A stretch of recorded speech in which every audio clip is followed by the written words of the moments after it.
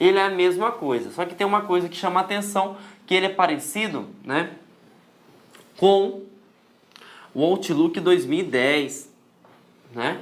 Ele não tem, por exemplo, a aparência dele já é mais chamativa, né? Só que em concurso público, eles não estão cobrando isso na parte do Thunderbird. Sabe o que eles estão cobrando? A parte que eu acho chata, mas que vocês precisam aprender. Eles cobram atalhos. Justamente isso, tá? E aí eu trouxe para vocês os principais atalhos que se existe, né, no Mozilla Thunderbird, né? Primeiro, um correio eletrônico serve para nova mensagem, né? Você vai enviar e vai receber essa mensagem. E aí, quando eu quero, por exemplo, mandar uma nova mensagem, eu posso utilizar tanto a opção do mouse ou eu posso utilizar uma tecla de atalho. Essa tecla é Ctrl N. Então, se eu quero enviar uma nova mensagem, né, eu vou utilizar a tecla Ctrl N. Dica também, tá? Assim como o Mozilla Thunderbird, assim como o Microsoft Outlook, os dois utilizam as teclas Ctrl como funções de atalho. Beleza? Então, assim como o Mozilla Thunderbird, né, que utiliza softwares, por exemplo, o Thunderbird é um software livre, então normalmente ele é nativo em sistemas Linux, né? Eles utilizam Ctrl e o Windows também utiliza Ctrl, né, que seria a família da Microsoft. Beleza? Diferentemente, por exemplo, quando nós utilizamos sistemas da Apple, que seria o macOS, que utiliza a tecla Command. Beleza? Então, fiquem a critério de vocês aí, isso aí é uma curiosidade interessante. Beleza? Bom, Ctrl L é para encaminhar. Por exemplo, eu recebi um e-mail e eu preciso encaminhar esse e-mail para o meu chefe. Só que aí, por exemplo, o meu teclado quebrou. Como que eu faço? Ctrl L vai aparecer a opção de encaminhar. Você pode encaminhar para quem você quiser. Beleza? Opção Ctrl A. Essa opção Ctrl A é interessante. Eu até coloquei um Ezinho em vermelho porque cai em concurso público. Inclusive, eu vou trazer uma questão. Porque ela é a única ferramenta, né? Perdão, ela é a única tecla de atalho que, dependendo do contexto da interface do Thunderbird, serve para duas coisas distintas. Então, preste atenção. O Ctrl A, dependendo da funcionalidade da interface, ele serve para duas coisas distintas. E quais são essas coisas? Primeiro, se você está com o e-mail aberto, ele vai selecionar todo o texto. Então vamos supor que você está com o texto aberto, você vai começar a digitar agora uma mensagem, certo? Se você der um Ctrl A, ele vai selecionar todo o texto. Agora, se você está com a caixa de entrada aberta, tá? Ah, professor, eu não sei o que é caixa de entrada. É onde que aparece todos os e-mails seus, né? Onde que você recebe tudo. Então, você seleciona todos os e-mails se você apertar Ctrl A. Beleza? Então, se eu estiver com o texto, aberto, né? Se eu tiver com a mensagem descrevendo, Ctrl A vai selecionar o corpo do texto, tá? Agora, se eu não tiver selecionado, se tiver, por exemplo, a caixa de entrada, aqui vai selecionar todos os e-mails, beleza? E aí o Ctrl R, por exemplo, recebeu um e-mail, eu preciso responder, né, sobre o edital de tal concurso. Ctrl R você vai conseguir responder. E a tecla mais interessante, né, que assim como o navegador que atualiza a página, F5 serve para verificar novos e-mails, serve para sincronizar. Beleza? O que seria sincronizar? Envio e recebimento, né? Você vai conseguir verificar novos e-mails que você venha a receber. Beleza? Então, vamos responder uma perguntinha, né? Deixa eu tomar uma aguinha aqui primeiro, galera. Bom, deixa eu apagar aqui para melhorar a visualização de vocês, né? Bom, o concurso foi do Tribunal de Contas do Estado do Rio Grande do Norte, a banca foi o CESP, para o cargo de analista do ano de 2015. E ele cobrou justamente o negócio, a parte da Mozilla do Thunderbird, né? Que é a questão do Ctrl A. Ele fala o seguinte: julguem o item seguinte, relativo ao programa de correio eletrônico Mozilla Thunderbird e a computação em nuvem. No Mozilla Thunderbird, independentemente da interface gráfica utilizada pelo usuário, preste atenção, ele falou independentemente da interface utilizada pelo usuário. Aqui ele está falando da opção, tá? O atalho Ctrl A em a função de abrir a caixa de entrada e selecionar todas as mensagens não lidas. Então aqui eu já tenho dois erros já. O primeiro erro porque é o seguinte, dependendo da opção, ele muda de figura. E aqui ele está falando que o Ctrl A, né, em abrir a caixa de entrada, ele vai selecionar todas as mensagens não lidas. E não é isso que acontece, né? Você vai selecionar tudo. Então, está completamente errada essa questão, né? A primeira oração está errada porque, dependendo da interface, vai funcionar de uma forma, né? E aqui ele fala de mensagens não lidas. E o Ctrl A, né? Essa tecla de atalho, ela justamente faz duas coisas que não está sendo citado aqui. Então, essa resposta está errada. Beleza? Agora vocês vão entender, né, a estrutura de um e-mail. Independente se é Mozilla Thunderbird, independente se é Microsoft Outlook 2013 ou 2016. Tá? Porque, apesar de ser softwares diferentes, gente, eles têm as mesmas funções, né? Que é envio, recebimento, né? Catálogo de endereço, né? Que é onde vai estar todos os contatos que você tem. Primeiro, padrão de todas as opções de serviços, né? De servidores de correio eletrônico. Caixa de entrada. Caixa de entrada significa para quê? Todos os e-mails recebidos, tá? Todos os e-mails recebidos. Beleza? Enviados. Essa aqui é batata, né, gente? Tudo que você enviou. Tudo que você enviou. E aí que eu quero mostrar uma coisa que cai muito em concurso público, tá? Lembrando que aqui nós estamos falando de cliente de e-mail. O que é cliente de e-mail, professor João Kleber? São programas. Programas o quê? Dedicados. Então aqui nós não estamos falando que a gente vai pegar, acessar a internet, né? Abrir o site do Gmail ou abrir o site da LAC Concursos e vai digitar o login e a senha, vai para esse seu perfil. Não. Aqui nós vamos ter um aplicativo, né? Que a gente não precisa abrir o navegador. Simplesmente liguei o computador, vou clicar no aplicativo, seja o Outlook 2013, seja o Outlook 2016, ou seja o Mozilla Thunderbird, e ele vai aparecer os e-mails para mim. Beleza? Então, primeira coisa, essa estrutura, né, seria de cliente de e-mail, que são nada mais do que programas dedicados a gerenciar correio eletrônico. Beleza? Então vamos lá. A primeira coisa que vocês têm que ter noção, tá? Rascunho e saída. Rascunho nada mais é do que o esboço. Até então é tranquilo de se entender, né? E saída, né? Aqui o seu e-mail já está pronto. Ah, professor, como assim eu tenho uma opção de rascunho e eu tenho uma opção quando o e-mail está pronto? É o seguinte, eu não falei para vocês que vocês conseguem consultar através de um cliente de e-mail, e-mails, né? Que, por exemplo, você utilizou no dia de ontem, na semana passada, no mês passado. Vamos supor que caiu a internet, né? E aí o que acontece? Você quer consultar os e-mails, beleza? Então, caiu a internet, você quer consultar os e-mails. Só que aí o teu chefe ligou para você, né? E falou o seguinte, ó, preciso que você mande um e-mail para mim assim, assim, assado, né? Aí se você falou para ele, ah, mas não está funcionando a internet. Ele falou o seguinte, não, faz o e-mail, envia, né?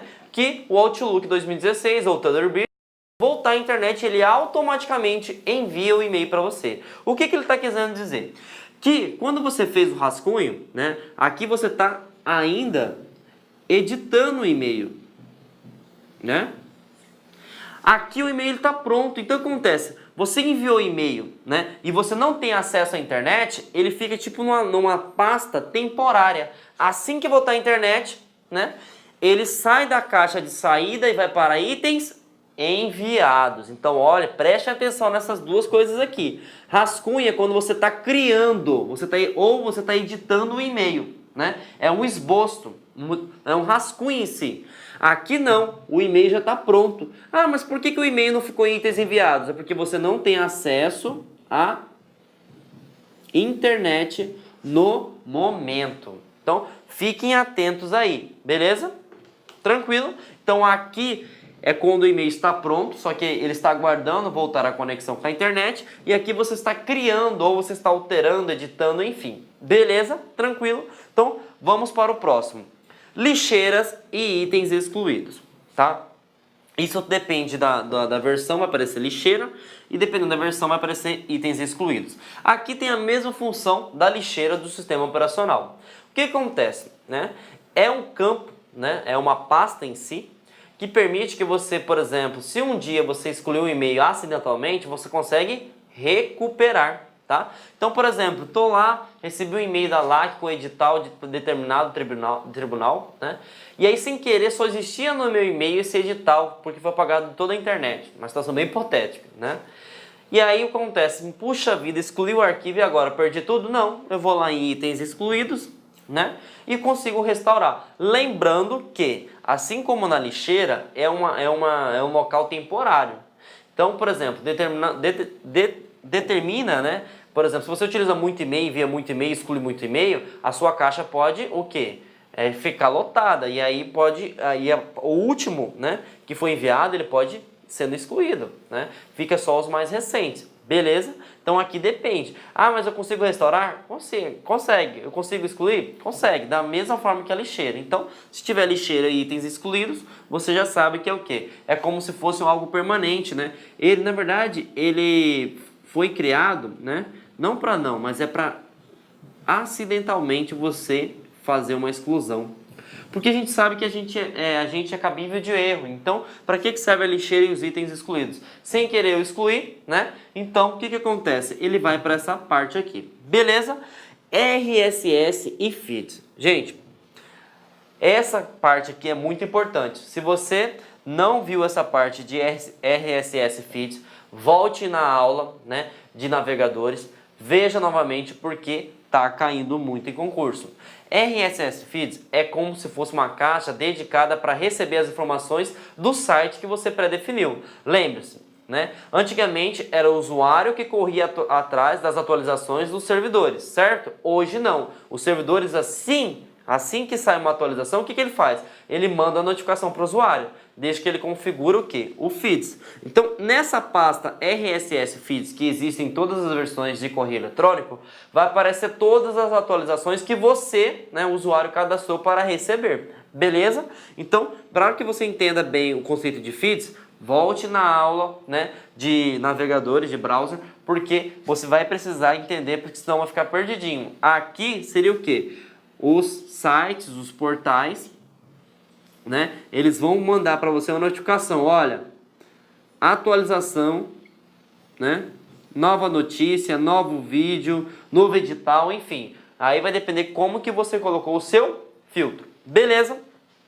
E por último nós temos para algumas versões spam e para outras lixo eletrônico, né? Eu comecei a citar anteriormente na aula que seria spam, né?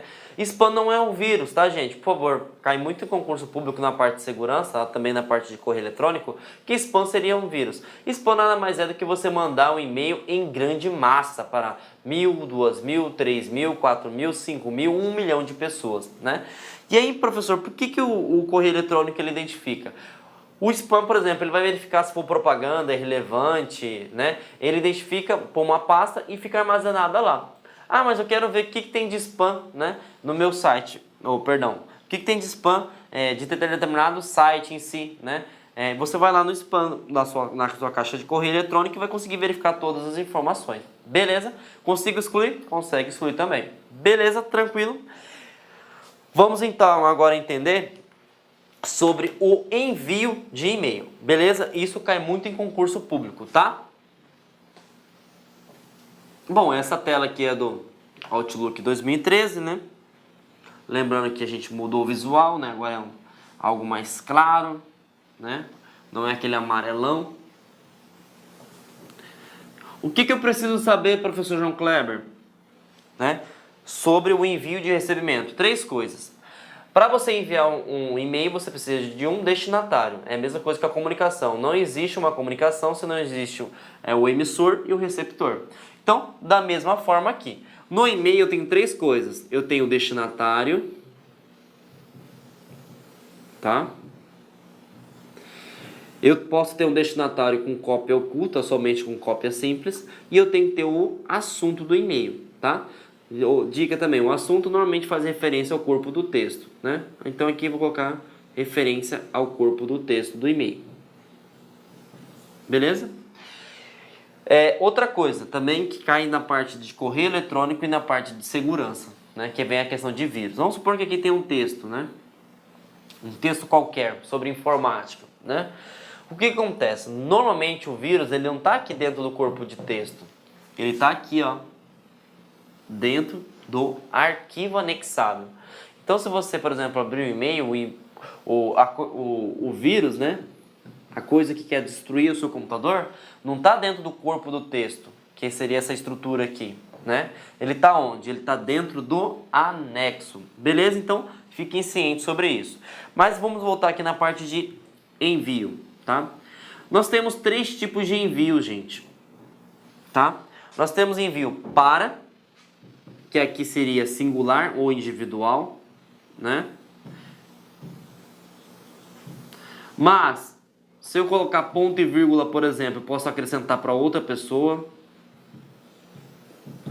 Se eu colocar ponto e vírgula para outra pessoa, e assim em diante, né? Então, toda vez que eu coloco ponto e vírgula, eu posso colocar várias pessoas. No caso aqui, eu estou mandando para 3 pessoas, e as 3 pessoas, elas conseguem enxergar, tá? Que eu enviei esse e-mail, vamos colocar aqui o assunto informática, né? E aí eu posso colocar uma notícia, um hiperlink, etc, né? E aí essas 3 pessoas conseguem identificar o mesmo assunto, né? E elas conseguem verificar que entre elas quem são as pessoas que estão recebendo. Então, você consegue enviar ou individual, ou se você acrescentar ponto e vírgula para 1, 2, 3, 4, 5, 6, 7 pessoas. E essas 7 pessoas, elas vão se enxergar. Então ela vai verificar o conteúdo do e-mail, o e-mail de quem foi recebido a mensagem. Beleza? Bom, galera, então vamos agora para Concópia. O seguinte, Concópia gera muita dúvida, né? Principalmente na questão de concurso público, que é o seguinte. O Concópia praticamente é a mesma coisa do que o para, tá? Como assim, professor João Kleber? Quando você envia Concópia, todas as pessoas elas vão identificar o conteúdo da informação, né, informática e o conteúdo em si, e eles vão conseguir identificar quem são as pessoas que conseguiram receber esse e-mail. Aí pergunta, se caísse em concurso, qual que é a diferença ou não? Porque aqui já é algo mais formal. Então aqui a gente meio que abrasileirou, né? Colocamos vírgula, vírgula, vírgula e foi colocando mais contato. Só que o ideal não é que se faça dessa maneira, né? O ideal é que se você quer mandar para mais de uma pessoa, manda para essa pessoa aqui e você manda para Concópia dessa forma, tá? Por que seria algo mais formal? Porque aqui nessa opção, gravem essa palavrinha aqui, para a pessoa tomar conhecimento. Então, por exemplo, você fez o relatório solicitado, né, pela diretoria, né? Só que antes da diretoria tem um chefe, né, imediato do seu. E aí o que acontece? Você encaminha esse e-mail para a diretoria, só que com cópia para o seu chefe, né, para o seu supervisor, para o seu gerente. Por quê? Se a diretoria, por exemplo, falar, ó, não recebi e-mail nenhum. Opa, mandei com cópia para o meu chefe. Então eles também estão cientes. Então seria algo mais formal. Beleza? E por último nós temos Concópia oculta, tá? Isso aqui, na verdade, a gente pode pegar o mesmo exemplo, né, do que eu acabei de falar para você. Você trabalha num órgão público, né, e você é o técnico ou você é o analista, né, e aí vai ter o seu chefe, o seu supervisor, o seu gerente, e depois vai ter o superintendente, o diretor, o assessor, enfim. O que acontece? O seu assessor entra em contato com você, né, e fala que você tem que fazer isso, isso, isso, né, e aí, para que você consiga ter uma segurança, gente, eu até recomendo, sempre mande em cópia oculta. Por quê? Se ele falar o seguinte, ó, você não me enviou e-mail como eu falei, né? Não, eu mandei em cópia oculta para quem? Para o meu chefe imediato, para o meu gerente.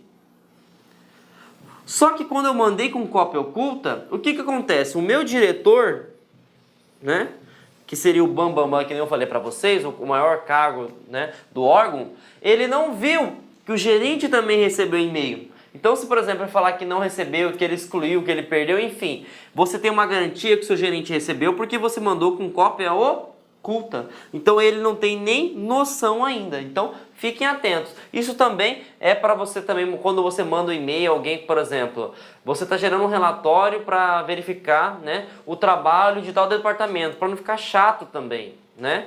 E aí o que acontece? Você pode mandar por cópia oculta, né? Por exemplo, eu não quero que as pessoas saibam para quem eu estou enviando esse e-mail. né? Então você manda para o departamento que em si que sabe que você está monitorando e você manda para o chefe deles, né? Para identificar como cópia oculta, né? Então essa cópia oculta você manda um e-mail para várias pessoas, só que quem está em cópia oculta, né? Consegue visualizar o conteúdo, mas não enxerga quem está sendo recebendo. Beleza? E a outra pessoa do destinatário, que seria o para e com cópia, todo mundo enxerga o conteúdo, todo mundo enxerga quem está recebendo. Beleza? Então vamos verificar isso em uma questão de prova de concurso público. Beleza? Essa questão foi do Tribunal de Contas do Estado do Pará, né? No ano de 2016, para o cargo de auxiliar. E eles vão cobrar justamente essa questão de para, com cópia e cópia oculta. Beleza? Então vamos lá. Acerca do pacote Microsoft Office, julguem o item, né, a seguir. No Outlook, né, se a opção com cópia oculta CCO, né, estiver ativada durante a criação de uma nova mensagem de e-mail, poderá ser efetuada a inserção de um ou mais endereços como destinatários. Até então tá tranquilo, né? Que receberão cópias do e-mail com o conteúdo ocultado. Puxa vida! A CESP e as suas pegadinhas, né?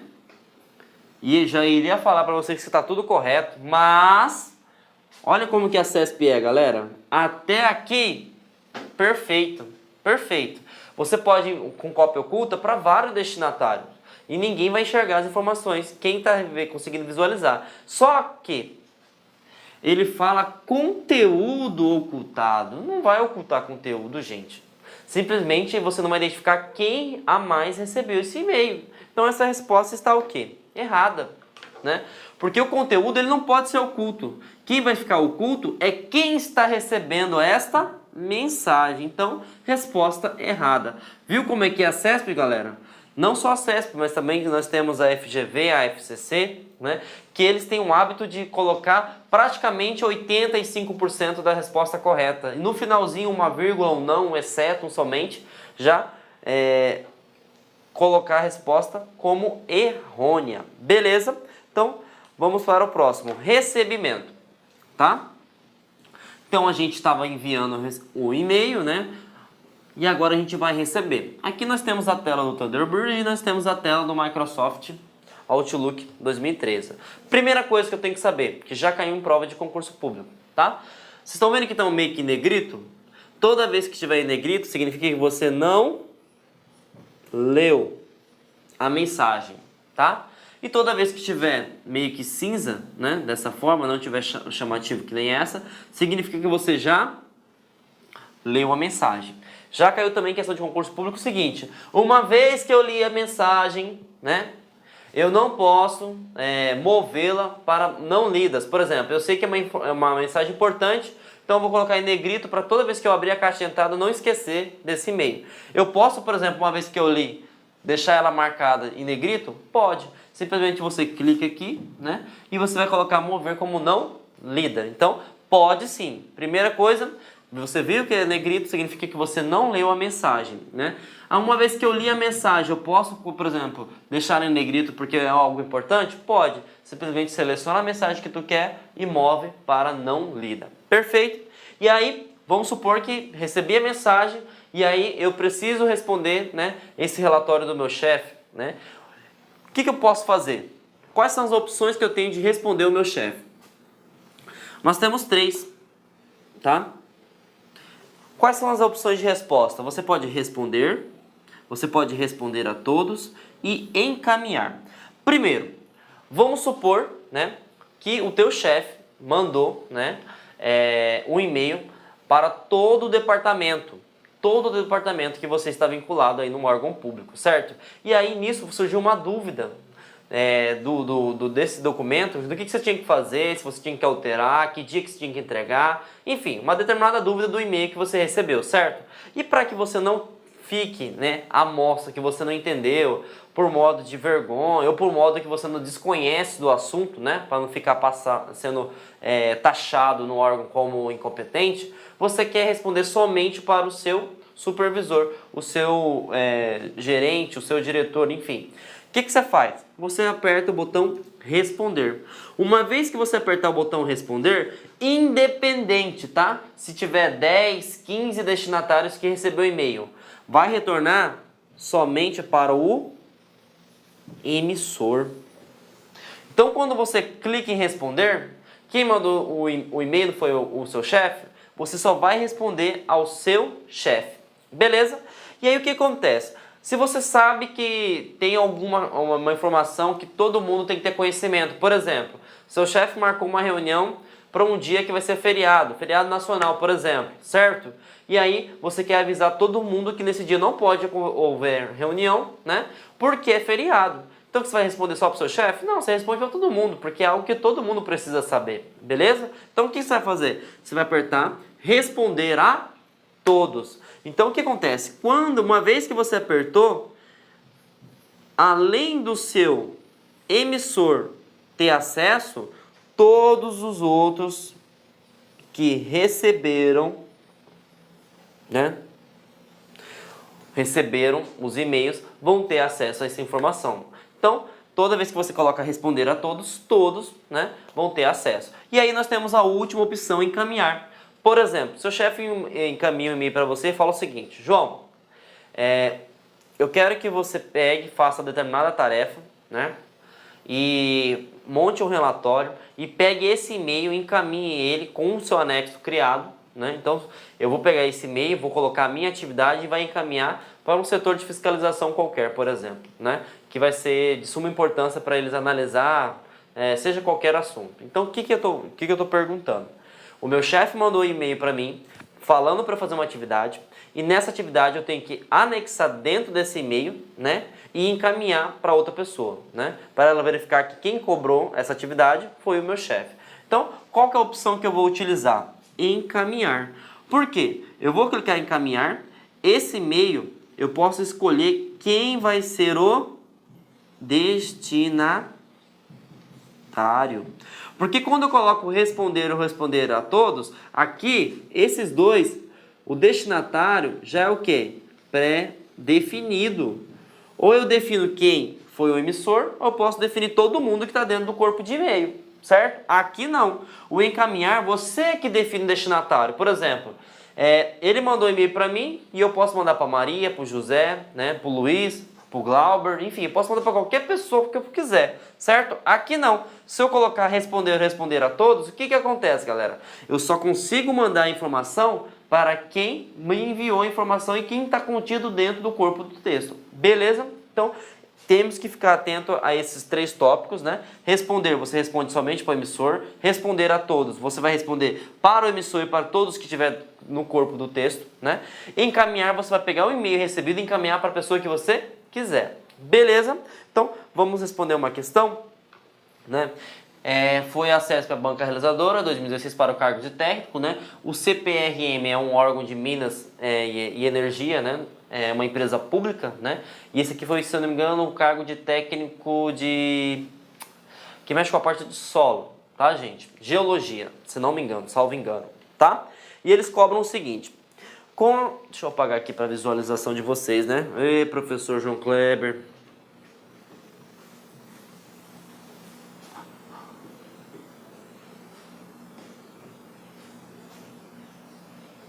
Bom, vamos lá. Com relação aos programas de correio eletrônico, assinale a opção correta. Então aqui ele não está colocando um texto em si, né? Ele não está abordando um assunto específico dentro do correio eletrônico. Então a gente tem que estar preparado para tudo. Beleza? Quando o usuário cria um novo endereço de e-mail, nele serão automaticamente listados todos os endereços dos destinatários para os quais o usuário enviou sua última mensagem. Pera aí, gente. O cara criou um e-mail novo, né, num provedor de e-mail,